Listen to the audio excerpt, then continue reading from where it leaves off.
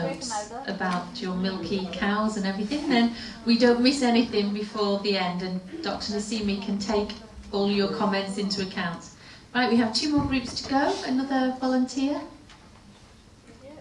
for your groups on employment and education. Employment and education, we're waiting. Get us a job. Get us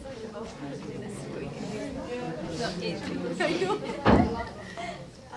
I'd like to be very short because I'm accused of being very talkative.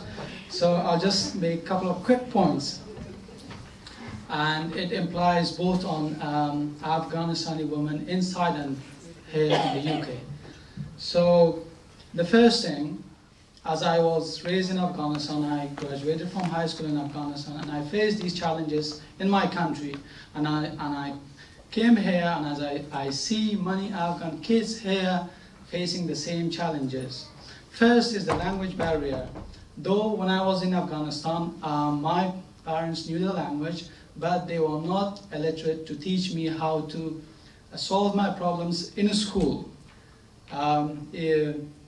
But I am greatly thankful to my dad that he got a private tutor for me, and he taught me. So in here, a lot of Afghan women came here, and they have language barrier. First thing to do is to persuade them to learn English and communicate with their kids, and also provide environment, an educational environment for your kids.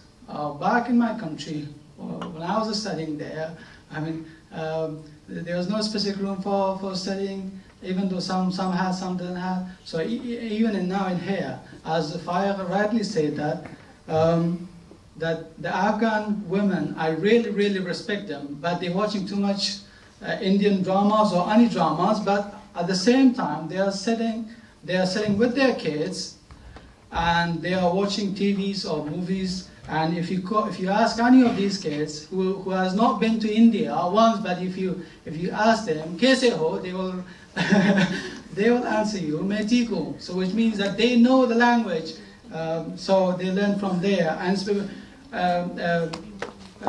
instead of spending too much time in front of TVs, I'll persuade them to spend too much time with their kids and communicate, because in the future, I've seen many kids, they're distant with their parents, there's no communication, and that leads to isolation of the kids in the future, and that isolation will reflect in the kid.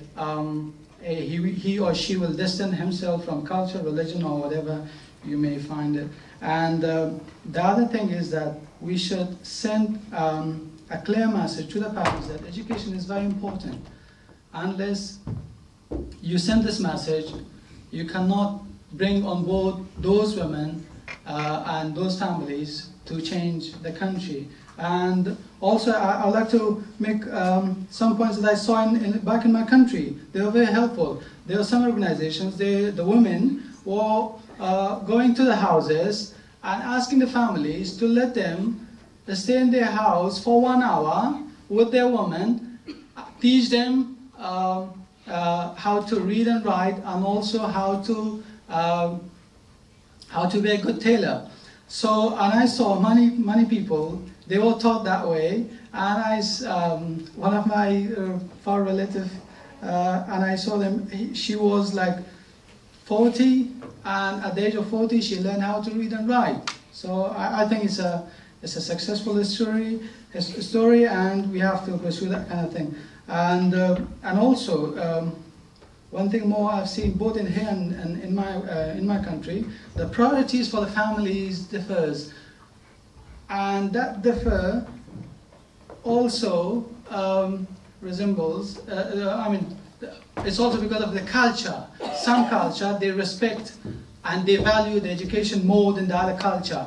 So we have to send the message for the families to value the education more than the wealth of fame. That was my points, and my colleague actually will more light on the other subjects. Thank you.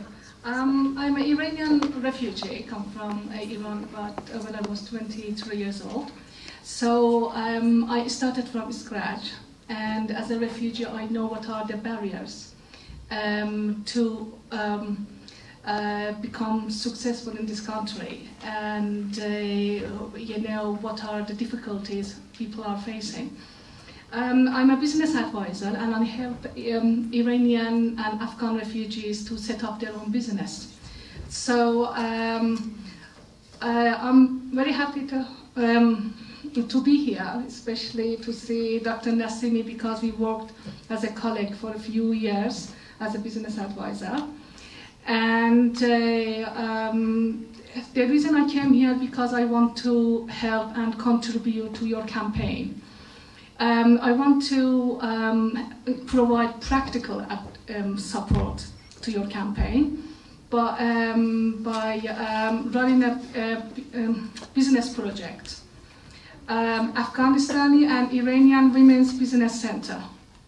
That's, I am more than happy to work with you all in setting up such a campaign, such a project. And also I'm happy to help to do the fundraising.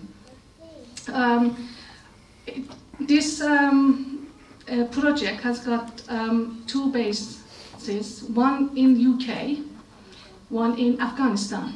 So in UK, we will help Afghan and Iranian refugees to set up their own business, as well as we buy business advice support, and also we will help them to set up import and export cooperation. So what will happen is women in Afghanistan, we know that they can't work out of house mainly. So we will help them by set up their own business from home, produce goods, handicraft, whatsoever, export it to UK, and in UK, Afghan women and Iranian women here, which they have their own import and export cooperation, they will sell it in the market, and in the UK market and European market. So this way, we will cut the middleman, because Afghan women working really, really hard, and they don't share the profit as much as they, you know, the middleman and their husband, they get the, you know, profit. And I'm against that. Sorry, boys. This way we will create jobs for women in Afghanistan as well as here. That's my goal, and I will leave this proposal with you. I don't want to take time and go to the details. But if you are happy with this project, you are more than welcome, you know, to contact me, and you know, we go more in details. Thank you.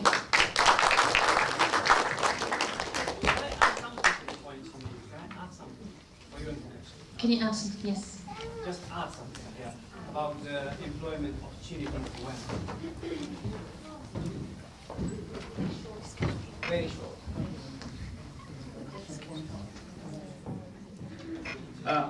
I think it was a wonderful presentation of all of them, and I just would like to add about the employment aspect of women, because in principle I'm an economist, but situation has changed. I'm just moving into political economy, but I work at a central bank, so I know how employment can work in a traditional country like Afghanistan.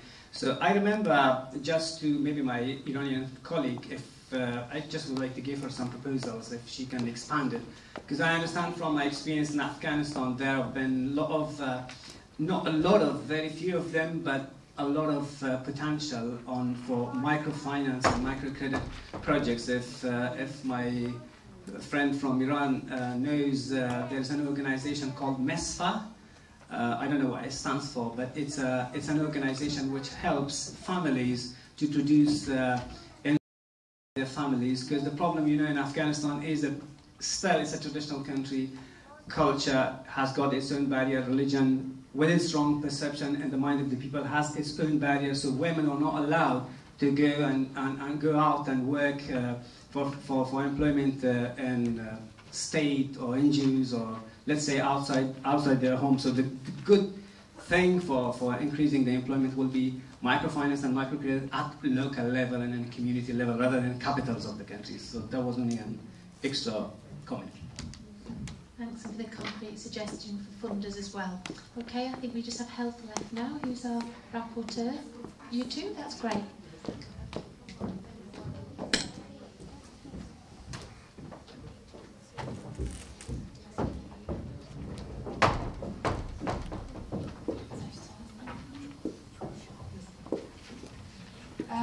As you've just, can everyone hear me? As you've just mentioned, we're discussing mainly about health.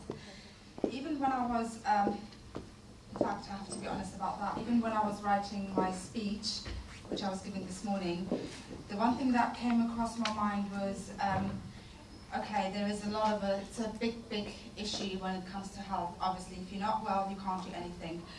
But I personally think if you live in a country where there has been war for over 30 years, this war can affect a human being so much that it will affect you mentally and physically. How on earth can we discuss about like women's health, children's health in Afghanistan? Because in every corner you go, all you see is how people struggle, how people suffer, or even realistically, as we've all seen or heard on TV, that people get just killed in front of you. So, I mean, it's really going to affect you, and this is the environment. If you live in an environment where there is a lot of like, shall I call it problems or stress or war or whatever, it will eventually affect you. So if there is no war, that's when we can sort of really focus on, okay, does that make sense? Is everyone sort of trying to, what I'm trying to sort of get out of this? I just feel like, how can the people, especially women, and especially children, you know, they're really like the most innocent